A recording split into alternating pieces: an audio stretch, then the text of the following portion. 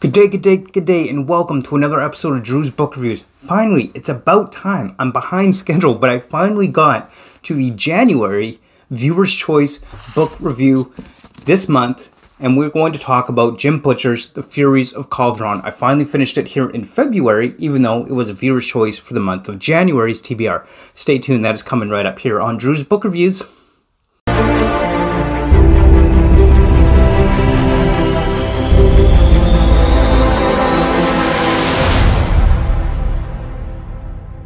Good day, good day, good day, good day, and welcome to Drew's Book Reviews. So let's talk about The Furies of Calderon. Now, I absolutely love Jim Butcher's Dresden Files books, and I thought I would give this other series by Jim Butcher a try. Now, okay, if you didn't already know, it's not related to the Dresden Files at all. It's a completely different world that's been set up in a nation called Illyria.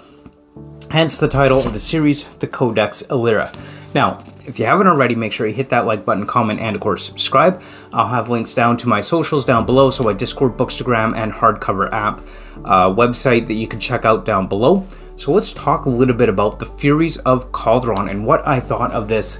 The first book in a new, well, maybe not a new series by Jim Butcher, but it's new to me series by Jim Butcher, The Furies of Calderon. So just kind of basic premise behind this book is there's this country called Illyria, and they have been stable nation for hundreds of years, over 1,000 years I think it is.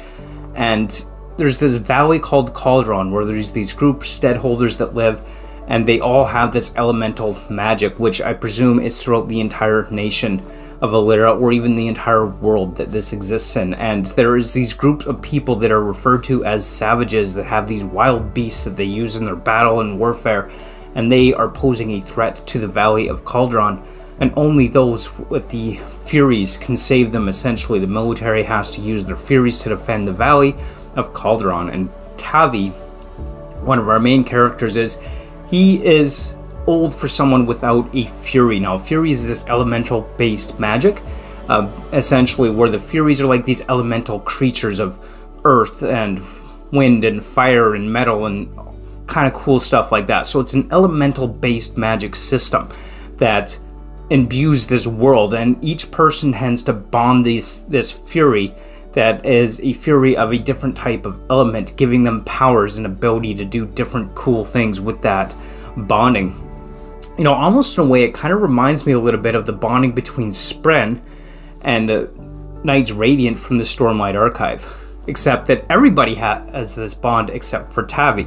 Tavi is a young man. He is old to not have bonded a Fury, and he's basically viewed in his community as somebody who's not really worth all that much. He's an outlier, and you know, it's not that people outright disrespect him and are necessarily directly mean to him, but in a way he's kind of socially shunned as not being as good or as important as the others. And so he has to live with that burden. He's constantly trying to prove himself that he's worthy. And then we have Amera. Amera is a cursor of the lord or ruler of this land. Cursors are often referred to throughout the book as kind of like these messenger people, but they're also kind of like secret agents. And she finds herself dispatched to the Valley of Calderon to investigate what is thought to be some impending invasion, which of course turns out to be true. So I don't want to get too much into the details of that, specifically as far as how the plot executes and plays out, but that is the gist of this book, and of course Tavi and Amera meet.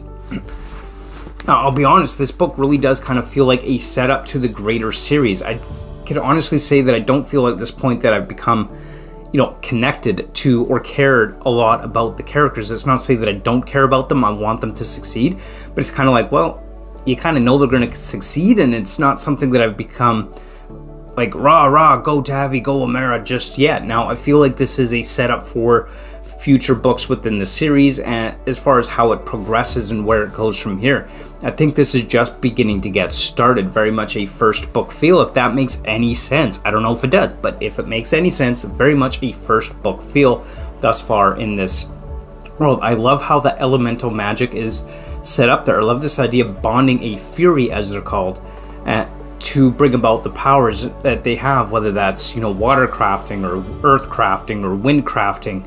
Wind crafting, of course, gives you the ability to fly. Water crafting also has this ability to connect you with the emotional state of others, to amplify them and that kind of thing, or overwhelm a watercrafter who you might be fighting with emotional focus. If you focus your emotions in one way, you could overwhelm them with that emotional feeling as it kind of goes into the watercrafter who's sensitive to that kind of thing, but also things like healing and all that kind of stuff. I love that aspect of it. I love the elemental magic system as part of this world. I think it's just really, really cool. And I honestly believe that our main character, Tavi, is going to... Now, I don't know if this is a spoiler, because obviously I haven't read the rest of the series, so I would argue this is not a spoiler. But I honestly feel like at some point, Tavi is being set up to eventually have the ability to utilize the Furies and gain that magic for himself. I really feel like that's going to happen at some point down later on in the series. In some ways, I found some of the events that were happening in this book to be honestly quite predictable. I knew in some of the battle sequences, they say, oh, you know, this is something's going to happen here. This is going to happen this way or that way. And I don't really want to get into details, but I knew that when it looked like one person had no hope left, that actually wasn't the end. Something was going to happen. The tide of the battle was going to turn, as it typically does in these series. And maybe it's just because I've read so much fantasy that I've come to expect this, but sure enough, what I thought was going to happen did end up happening. Again, maybe this is a light spoiler, but I honestly would say that it's not really a spoiler. I will say some of the drawbacks on this story was, for me, there were a couple of fake out deaths, meaning not real deaths. Some people survived that the story kind of portrayed them as being dead and gone, or that, you know, they were gone. Now, granted, they didn't expressly say they're dead, but they set it up to make you think, or the way it was written was intended to imply that they were in fact dead and gone. I'm not going to say who or how it happened or what happened and anything like that, but there were a few fake out deaths within this book and the story overall. So those are some of the kind of the drawbacks. Some of it in some senses were a bit predictable. Other times they were a little bit fake out death, I guess is the best way to put it. Those kind of things kind of lessen the stakes a little bit in a sense as far as where we go from there. But I will say kind of one of the funner aspects of this book is it all starts because Tavi wanted to get a flower for a girl. You heard me, Tavi, our main character, he wanted to get a flower for a girl, and that led to him being involved in something he never expected could ever happen in the way that it happened for him. But honestly, overall, this was a fun, enjoyable read. I enjoy the elemental magic system. I like the world that's being built. I do like the characters, even if I'm not quite invested in them fully yet as far as where they're going from that. I feel like this book is set up to progress and get better, just like the Dresden Files, to the point where I'm going to start to really care about these characters as I continue to read more and more from the Codex Alera series. And I'm really glad that I picked this book up, and you know, honestly, I'm glad it was voted as the Viewer's Choice video review or Viewer's Choice book review from the month of January's TBR. So I'm happy it was chosen, and I am enjoying this so far.